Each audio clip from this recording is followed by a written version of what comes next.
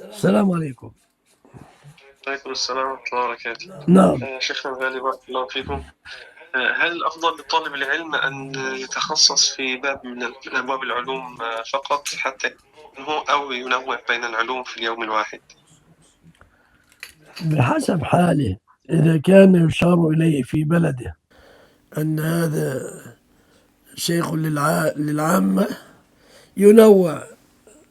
أما إذا كان يريد التخصص لنفسه فمثلا يتخصص في القراءات، يتخصص في الفقه يعني في فرق بين الذي يدرس العلم ليكون عالما راسخا، وبين الذي يدرس العلم لحراسة أفكاره العامة وإقامة أمور دينه العامة.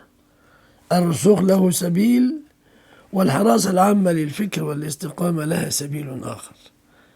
بارك الله طيب فيك. جزاكم الله خير. وإياكم.